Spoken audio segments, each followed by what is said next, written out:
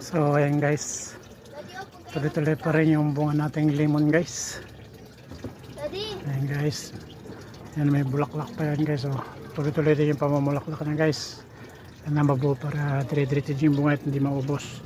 Yung atsara natin guys, taon na to guys, pero namumunga pa rin. Ayan guys, oh. May bunga pa rin yan guys. Oh. Namumunga pa rin yan guys, yung ating atsal guys, yung ating bagong tanim na kamatis guys. Yung pagkatanim, ani na yan na guys. So kakatanim lang guys, malapit na rin aningin yan guys. So malunggay natin, tapos yung ampalaya natin guys.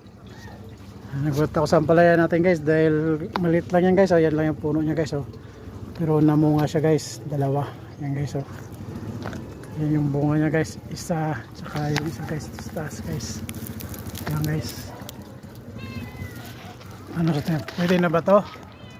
Pwede na ba gulayan yan guys? Yung ating ampalaya guys, yan dalawa yan guys. Ito baka bukas na lang siguro. Yan dalawa yan guys, yung ating ampalaya guys. Sa ating guyabano, yung ating arwaka, ating alugbati guys. Yung alugbati natin guys, malalapad yung dahon yan guys. Taba ng ating alugbati guys. So diba? Ngayon natin dyan para hindi malilim yung ating sili na violet guys, purple. Tapos nagtanim ulit ako ng atsal guys, pero di ko pa nalilipat. Yan o, ating insulin plant. Yan,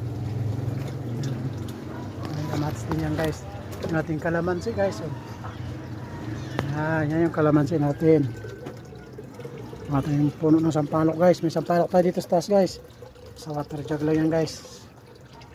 Isang bisis pa lang namunga yan guys. Pero yung bulaklak, lagi namumulaklak. Pero yung bunga niya isang bisis lang. Yung ating malunggay, tanlad, gabi. Ayan guys.